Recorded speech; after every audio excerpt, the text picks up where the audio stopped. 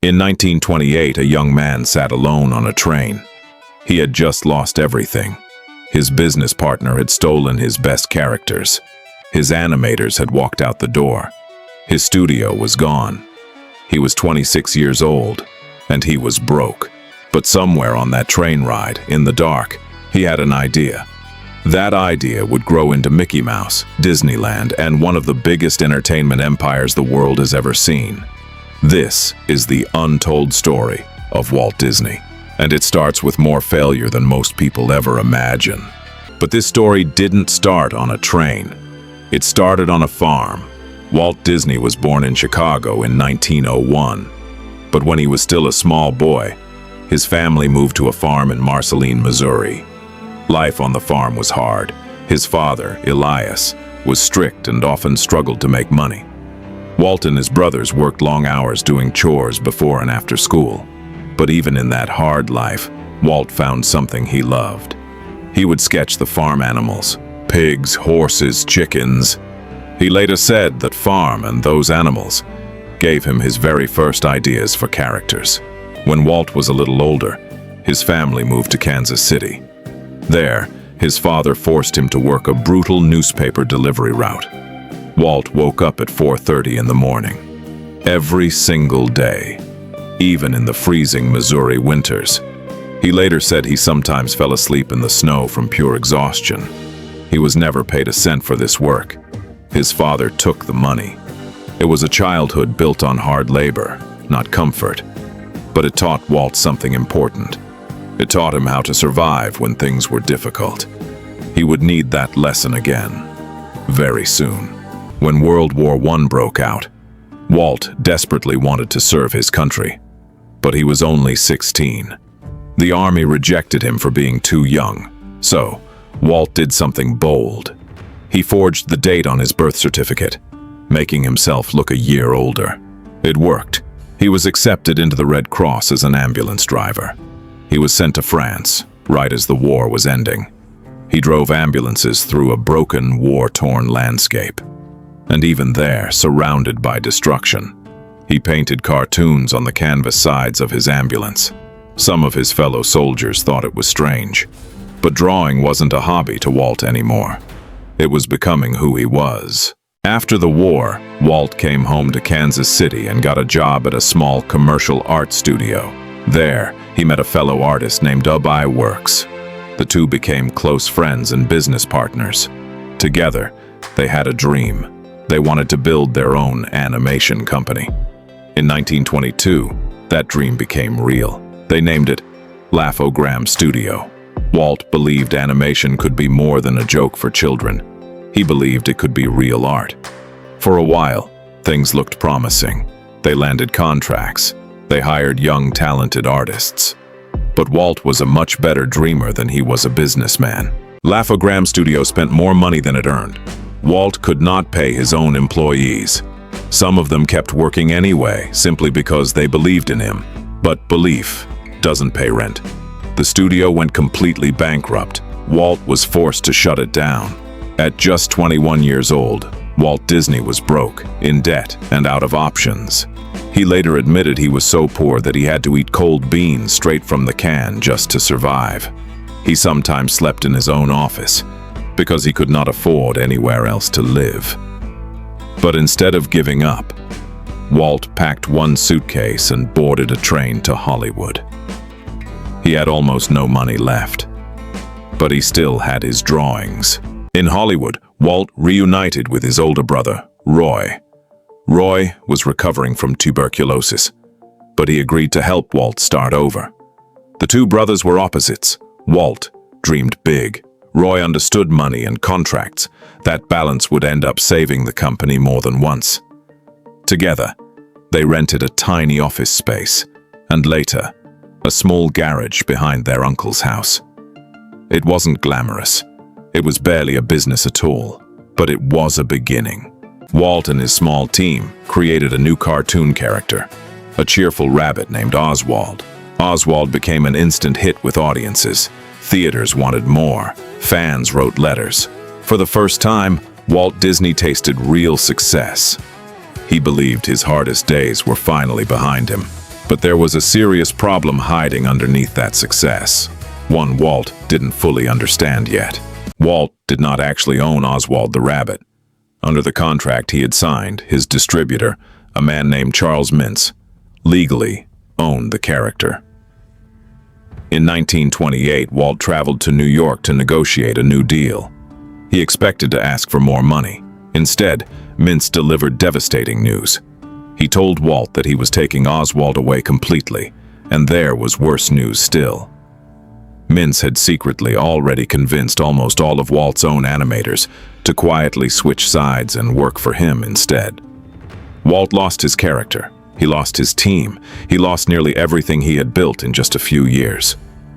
He returned to California on a long train ride, utterly heartbroken. Historians often point to this exact moment as the true turning point of Walt Disney's entire life. On that same train ride home, Walt began sketching something new. A small mouse character with round ears and a friendly, hopeful face. He originally planned to name the mouse Mortimer. His wife, Lillian, told him the name sounded too serious. She suggested something friendlier instead.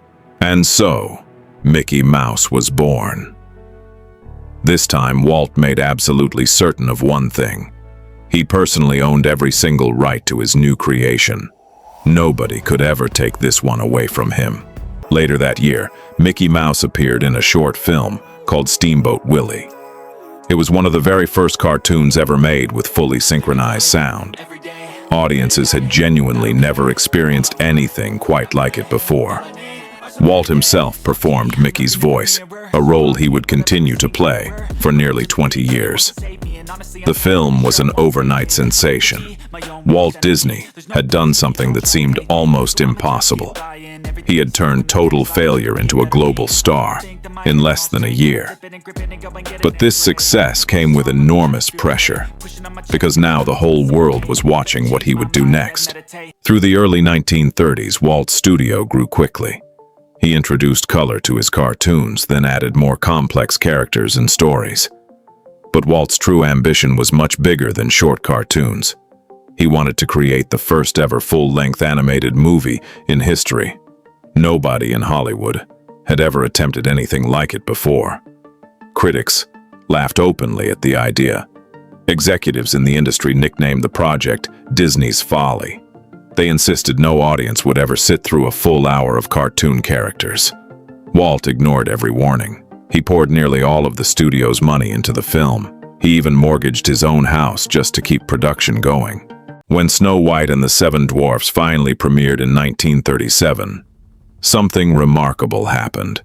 The audience did not laugh at it. They cried, they cheered. At the very end, they rose to their feet in a spontaneous standing ovation. The film became a massive box office success and completely changed the future of the entire film industry. Walt Disney had proven every single critic wrong, but even after this enormous win, Walt refused to slow down. His mind was already racing toward the next challenge, but success did not last without new struggles. In the early 1940s, World War II disrupted the entire studio. Many of Walt's animators left to join the military. The US government even took over part of Walt's studio for a period, using it to produce training and propaganda films for the war effort. At the same time, a bitter labor strike divided Walt's own employees, leaving him personally hurt and distrustful for years afterward. It was one of the most difficult periods of his career, largely overshadowed by his earlier and later triumphs. But Walt slowly rebuilt, film by film, through the rest of the decade. By the 1950s, Walt had a brand new obsession. He often took his young daughters to amusement parks, but he was never satisfied with what he saw. The rides felt cheap. The parks felt dirty and poorly designed. Walt believed he could build something completely different. Not just rides, but an entire immersive world people could walk directly into. He called this new idea Disneyland. Most banks refused to fund it. They believed the whole idea was financially reckless and doomed to fail. So Walt took a serious personal risk. He sold personal assets and used his own house as collateral just to secure the funding. On opening day in July of 1955, disaster struck almost immediately. Nearly twice as many guests showed up as had been expected. The asphalt pathways were still wet from being freshly laid, and they began melting in the intense summer heat, ruining guests' shoes. Several rides broke down within hours. Food and drink supplies completely ran out. Some reports even mention a gas leak that forced part of the park to shut down temporarily. Newspapers mockingly nicknamed the event Black Sunday. It looked for a moment like Walt's biggest and most expensive dream had failed on its very first day. But Walt refused to accept defeat. Within just a few weeks, his team fixed the major problems. Word of mouth began to spread quickly. Families traveled from all across the country to experience it for themselves. Disneyland soon became one of the most visited destinations in all of America. Walt had once again transformed a very public disaster into a lasting success. But behind the scenes, Walt was already imagining something even more ambitious. And this next chapter would remain a closely guarded secret for years. In the 1960s, Walt set his sights on a massive new project in Central Florida. But there was a major obstacle standing in his way. If local landowners discovered that Walt Disney himself wanted their property, land prices would immediately skyrocket beyond what he could afford. So Walt devised a quiet solution. He created several small, unmarked shell companies with unrelated names. Through these hidden companies, he was able to secretly purchase more than 25,000 acres of Florida land. Almost no one realized Disney was behind the purchases until the deal was already fully completed. It remains one of the largest secret land acquisitions in American business history. Walt's true vision for that Florida land was never just another theme park. He wanted to build a fully functioning experimental city, which he called Epcot, an experimental prototype community of tomorrow. He imagined thousands of real residents living there, testing new technologies, transportation systems, and ways of urban living. He genuinely believed this city could help solve problems facing American communities. Walt worked obsessively on this vision. Close colleagues later said he barely slept during this period, sketching plans late into the night. He had smoked heavily for most of his adult life, and by the mid-1960s, his health had begun quietly failing. Very few people outside his closest circle understood just how serious his condition truly was. In December of 1966, Walt Disney passed away. He was only 65 years old. He never got the chance to see Walt Disney World fully built. He never got to walk through the futuristic city he had spent years imagining in such careful detail. This moment stands as the most emotional turning point in Walt Disney's entire story.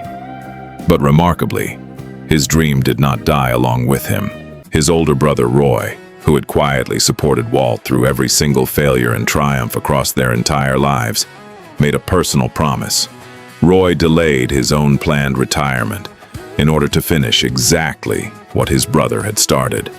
In October of 1971, Walt Disney World officially opened in Florida. Roy insisted that the park's name include the word Walt, so that the world would always remember exactly whose dream this truly was. Roy Disney passed away only 2 months later, having finally kept his promise to his brother. Today, the company that Walt Disney built out of a small garage in Hollywood has grown into one of the largest entertainment empires on Earth. It includes major film studios, theme parks on multiple continents, television networks, and stories that have shaped childhoods across generations worldwide. All of it began with a man who lost his first business, lost his first character, lost his own team, and still sat down on a train and refused to stop dreaming. Walt Disney once said that it's kind of fun to do the impossible. He spent his entire life proving that statement was true, over and over again. If you enjoy documentaries that uncover the untold stories behind history's biggest legends, subscribe for more incredible journeys through the past. And if you enjoyed Walt Disney's story, you'll love our documentary on Steve Jobs, another dreamer who lost everything before changing the world forever.